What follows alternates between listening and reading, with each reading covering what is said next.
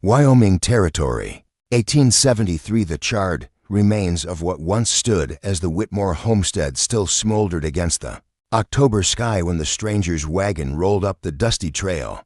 Ezekiel Morrison pulled his hat low against the wind, studying the blackened timbers and ash-covered ground where a house should have been. Somewhere in that ruin waited his mail-order bride, a woman he'd never seen, but had promised to marry. What he found instead would change both their lives forever, in ways neither could have imagined when they first exchanged those careful, hopeful letters across 1,000 miles of prairie. Ezekiel Morrison had traveled nearly 800 miles from Kansas City with nothing but a worn leather satchel, to horses, and a wagon loaded with supplies. The letters in his coat pocket, written in careful feminine script, had painted a picture of a thriving homestead and a widow named Prudence Whitmore, who needed a husband to help work her land.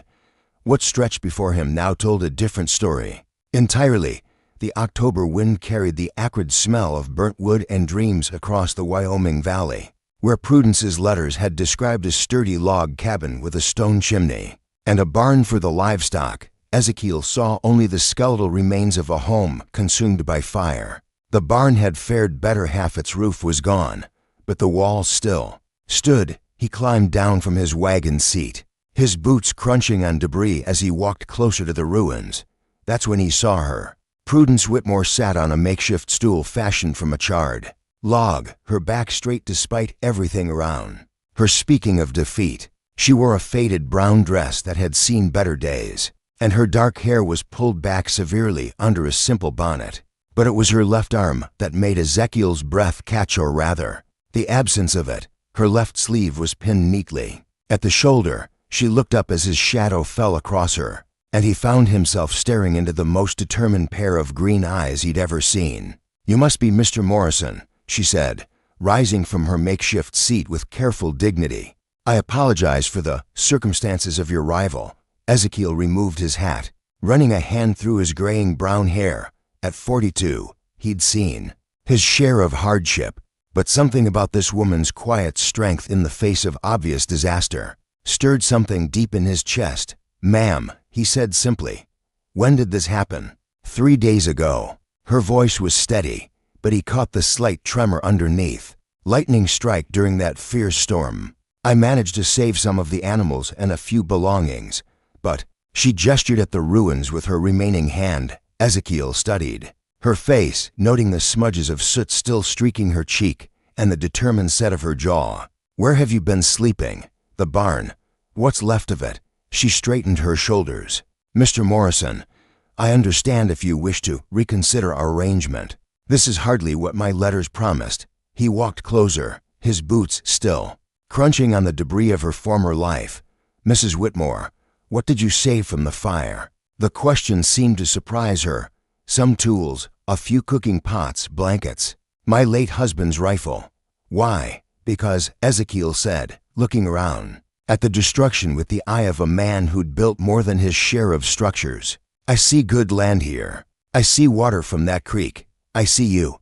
He met her eyes directly. "A woman who survived losing her arm. How did that happen, if you don't mind my asking?" Prudence's hand moved unconsciously to her left shoulder.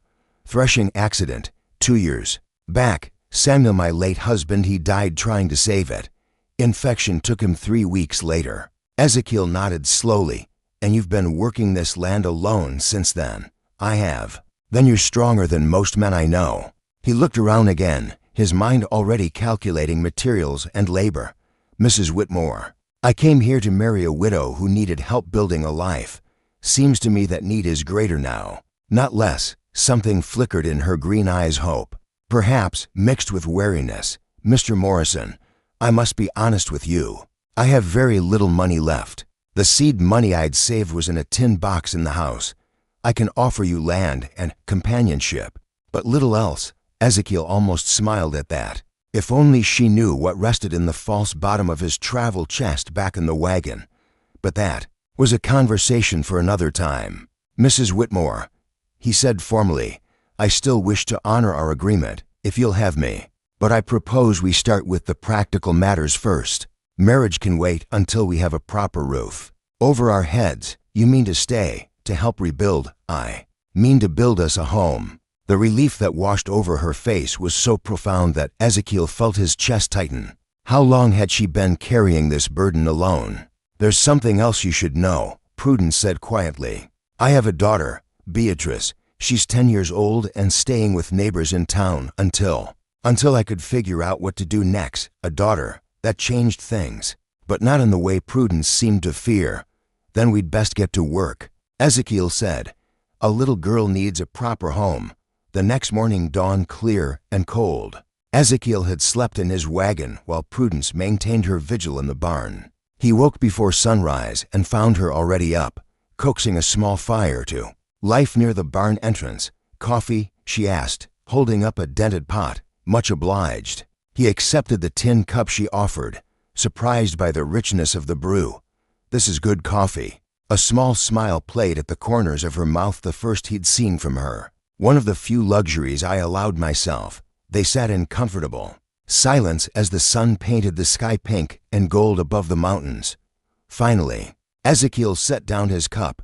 "I need to ride into town today, get supplies and meet your daughter. But first, I want to show you something." He led her to his wagon and carefully moved aside some of the supplies to reveal a sturdy wooden chest. From his pocket, he produced a small key.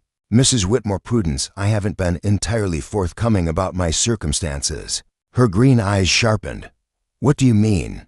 Ezekiel opened the chest and pushed aside some clothing to reveal the false bottom. Inside lay neat stacks of bills and several small leather pouches that clinked softly when he moved them. Prudence gasped. "Mr. Morrison, what? How much is that?" "Near on $15,000, he said quietly. "Gold and silver mostly, some currency." She stared at him, then at the money, then back at him. Are you running from something? Someone?" Ezekiel had expected that question. "No, ma'am. I came by this honestly. I was a partner in a successful freight business in Kansas City. Sold my share before coming west." He paused. "I've been looking for a different kind of life, Mrs. Whitmore. A simpler one, with a family. But why not tell me in your letters? Why come here pretending to be just another man seeking a wife?" He closed the chest carefully. "Because I wanted a woman who'd choose me for myself, not my money. Your letters. They spoke of hard work and simple pleasures and making a life together. That's what I want." Prudence was quiet for a long moment. "And now, knowing about the fire, about my disability, now I know you're exactly the kind of woman I hope to find." The ride into Cheyenne took most of the morning. Ezekiel had insisted Prudence come with him to collect her daughter and help select supplies. She sat beside him on the wagon seat, her silence comfortable rather than tense.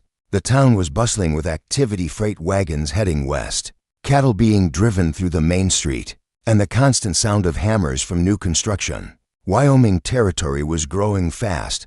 They stopped first at the Mercantile, where Ezekiel's generous orders raised eyebrows but no questions. When Prudence tried to object to the expense, he simply said, "We're building a future, not just a house." The hardware store was next, where Ezekiel ordered window glass, nails, hinges, and other materials that would turn raw lumber into a proper home.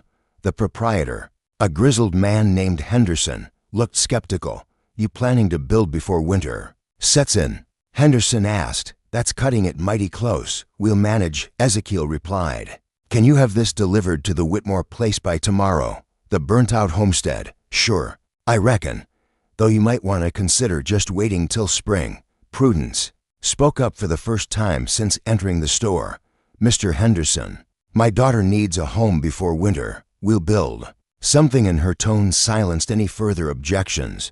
Their last stop was a neat frame house on the edge of town, where Prudence's daughter had been staying with the local school teacher, Miss Eleanor Hartwell. Beatrice Whitmore was a miniature version of her mother, with the same determined green eyes and dark hair, but where Prudence carried herself with the careful dignity of someone who'd learned to guard against pity. Beatrice radiated the natural confidence of a well-loved child. "Mama," she cried, launching herself into her mother's one-armed embrace. "Miss Hartwell says you found a husband." "I did, sweetheart." Prudence's voice was soft as she stroked her daughter's hair. "Beatrice, this is Mr. Morrison. The little girl studied Ezekiel with frank curiosity. "Are you going to live with us?" "I am, if that's all right with you." "Will you help Mama rebuild our house? We're going to build a new house, a better one." Beatrice grinned. "Good." I was getting tired of Miss Hartwell's porridge. Miss Hartwell, a spinster of perhaps 35 with kind eyes, smiled apologetically.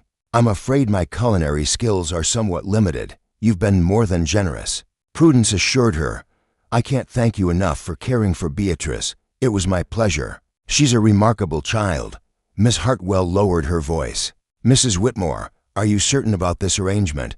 I know circumstances are difficult, but marriage is a serious step." Prudence glanced at Ezekiel, who was kneeling to examine something. Beatrice was showing him a small wooden doll her father had carved. "Yes," she said quietly, "I'm certain." The wagon ride home was livelier, with Beatrice's chatter filling the air. She peppered Ezekiel with questions about his horses, his wagon, where he'd come from, and what he planned to build. Her easy acceptance warmed him in ways he hadn't expected. "Mr. Morrison," she said as they neared the homestead, "will our new house have glass windows?" "It will. And a real cook stove. Already ordered one." "What about a porch? Mama loves to sit on the porch in the evenings." Ezekiel glanced at Prudence, who was listening with a small smile. "The biggest porch in the county." The supplies began arriving the next day. Wagon after wagon rolled up the trail, bringing lumber, shingles, hardware, and furnishings. Ezekiel had spared no expense, and Prudence watched with growing amazement as materials for a house far grander than anything she'd dared dream took shape in neat piles. Around the homestead, "Ezekiel," she said, they'd moved to first names the night before. "Over a simple supper cooked on the open fire. This is too much. We can't possibly use all of this." He was sorting through lumber, checking each board for quality. "Prudence, we're not just building a house. We're building a home that will stand for decades. For Beatrice's children, and their children." The scope of his vision took her breath away. "You really mean to stay, to make a life here?" "I do." He straightened, meeting her eyes. "The question is, do you want me to?" She looked around at the materials, at Beatrice playing happily with wood shavings, at the land that had been her burden and might now become their shared future. "Yes," she said simply, "I do." They began with the foundation. Ezekiel had experience in construction more than he'd initially let on. He'd grown up the son of a carpenter before making his fortune in freight, and his hands remembered the feel of good tools and honest work. Working with one arm, Prudence couldn't do heavy labor, but she proved invaluable in countless other ways. She held boards steady while he cut, sorted materials, prepared meals, and offered suggestions that showed her intimate knowledge of the land and its challenges. The old house faced east.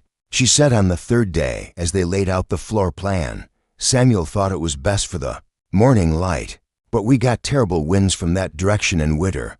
What would you suggest? Face it south. We'll still get morning light, but we'll be protected from the worst weather." It was the first of many decisions they made together, and Ezekiel found himself looking forward to their evening planning sessions almost as much as the work itself.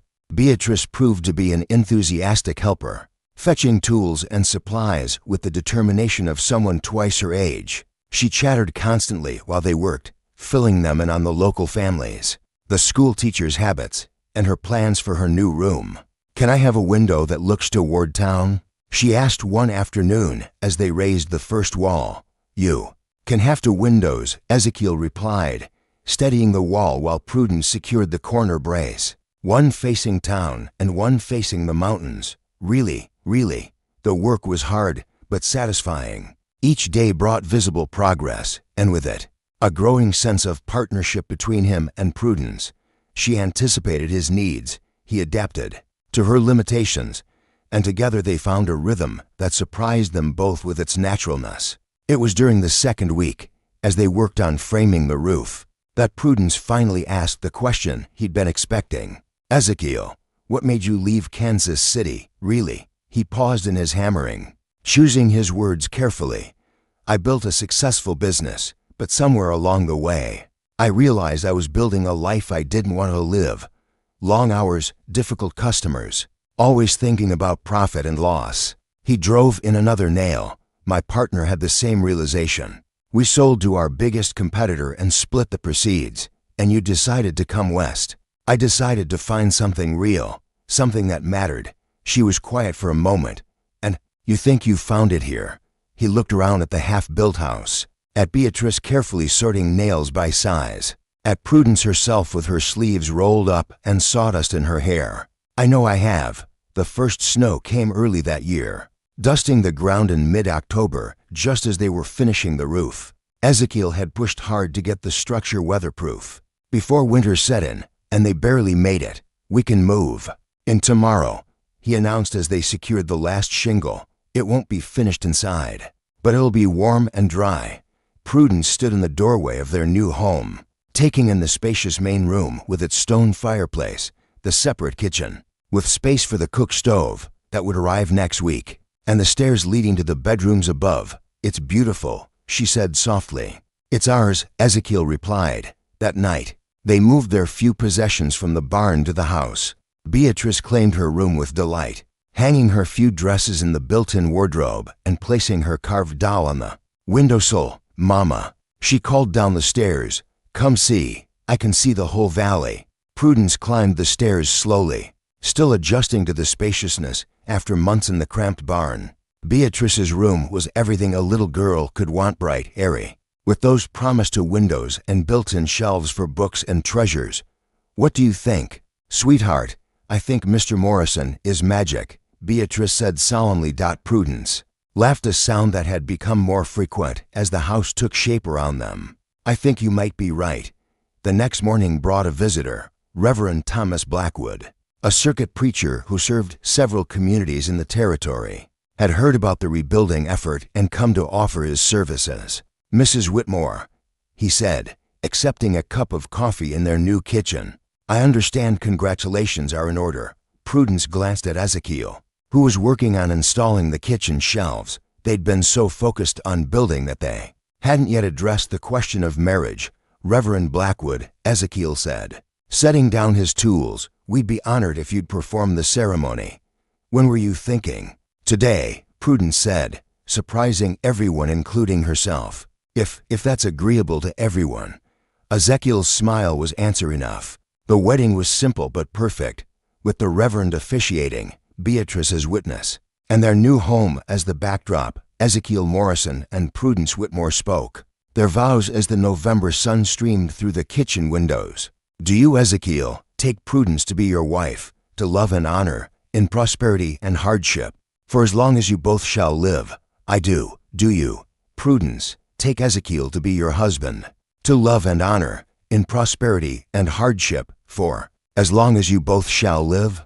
Prudence looked at this man who had appeared at her lowest moment and helped her build something better than she'd ever dared dream. I do. When the Reverend pronounced them husband and wife, Ezekiel kissed her gently, and Beatrice cheered so loudly that it echoed off the mountains. Winter came in earnest after that, but the Morrison house stood strong against the wind and snow. Ezekiel finished the interior work by lamplight in the evenings, while Prudence cooked on their new stove and Beatrice did her lessons at the kitchen table. It was during one of those quiet evening sessions that Prudence finally asked about his past. Tell me about your family, she said, setting down her mending. In Kansas City. Ezekiel looked up from the door frame he was sanding. There wasn't much family left. My parents died when I was young. I had a sister, but she married and moved to California years ago. No children of your own, no. His voice was quiet. I was married once, briefly. She died in childbirth, along with the baby. That was 15 years ago. Prudence set down her needle entirely. I'm sorry. I didn't know. It's all right. It was a long time ago. He resumed his sanding. What about you? Samuel was your first husband. My only husband. We married young. Had Beatrice right away. Samuel was a good man, but she paused, choosing her words carefully. He was a dreamer, always planning grand schemes that never quite worked out. The homestead was his idea, but he wasn't much of a practical man. And after the accident, I had to become practical very quickly. They worked in comfortable silence for a while before Ezekiel spoke again. Prudence, are you happy with this arrangement? I mean, With me, she looked around their warm kitchen, at Beatrice bent over her slate, at this man who had given them security and kindness without asking for anything in return. Happier than I've been in years, she said honestly. Spring brought new challenges and new joys. The snow melted to reveal a winter's worth of plans they could finally implement. Ezekiel expanded the barn, added a chicken coop, and began breaking ground for a larger garden. Prudence proved to be an excellent manager, organizing their growing household and handling the financial aspects of their small ranch with careful precision. She also surprised Ezekiel by revealing talents he hadn't suspected. "Where did you learn bookkeeping?" he asked one evening, reviewing the careful ledger she kept of their expenses and income. "Necessity," she replied. "After Samuel died, I had to understand every penny coming in and going out." It was around this time that Beatrice made an announcement that changed everything. "Mama," she said one morning over breakfast, "can I call Mr. Morrison Papa?" The silence that followed was profound. Ezekiel felt something shift in his chest, a warmth that had nothing to do with the morning coffee. "That's up to Mr. Morrison, sweetheart," Prudence said carefully. Ezekiel knelt beside Beatrice's chair. "I would be honored if you called me Papa." "Good," Beatrice said with satisfaction, "because I've been wanting to for weeks." The first real test of their marriage came in late spring, when a group of cattle rustlers began operating in the area.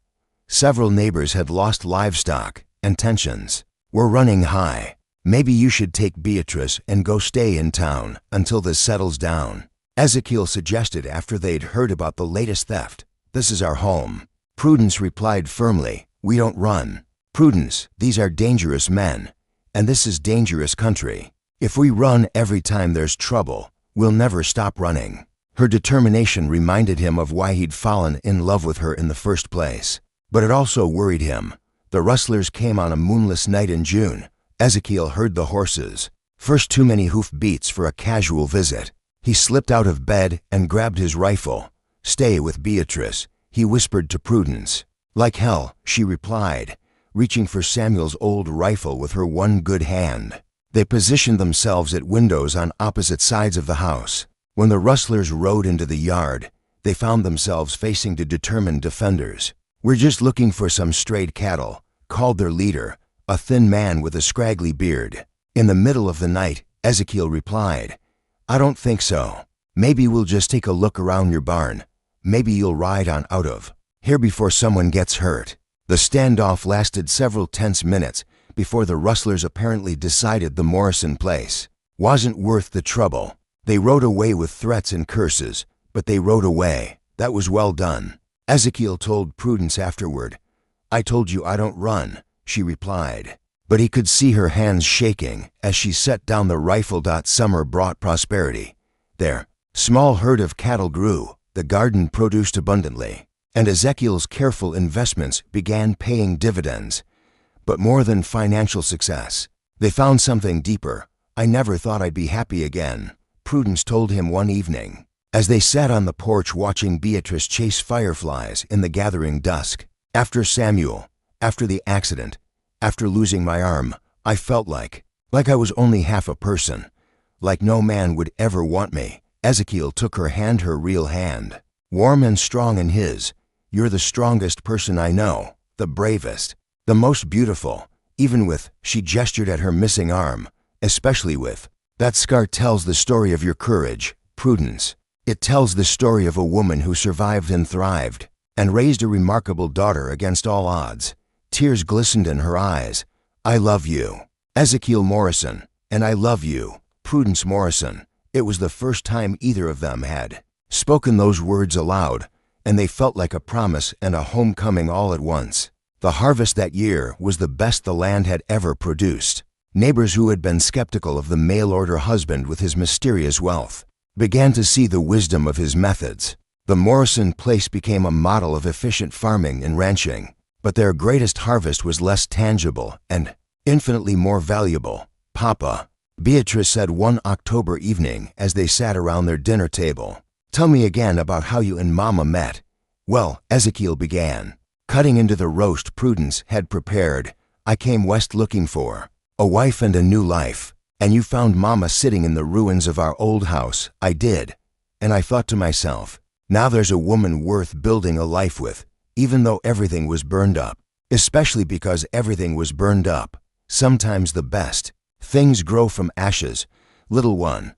Prudence smiled across the table at her husband, remembering that first day when he'd looked at the destruction and seen possibility instead of disaster. A year later, their family would grow by one when Prudence gave birth to a son they named Samuel after her first husband. Ezekiel would prove to be as devoted a father to this child as he'd become to Beatrice. 2 years after that, Beatrice would marry the new school teacher, a young man from back east who saw in her the same determination and grace that had drawn Ezekiel to her mother.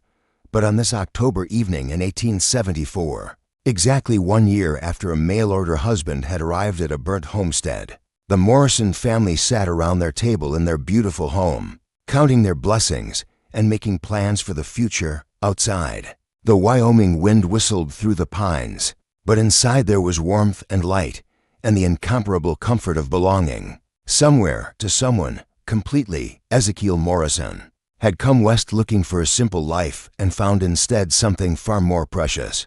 A love built on mutual respect, shared hardship, and the unshakable conviction that sometimes the best foundations are laid in ashes. And Prudence Morrison, who had lost so much and thought she had nothing left to offer, had discovered that a one-armed widow with determination and courage had everything a good man could want. Their story would become legend in that part of Wyoming, the tale of the mail-order husband with a secret fortune who saw past the ruins to the treasure waiting underneath. But to them, it was simply the story of two broken people who had found a way to become whole together. In the end, that was fortune enough for anyone.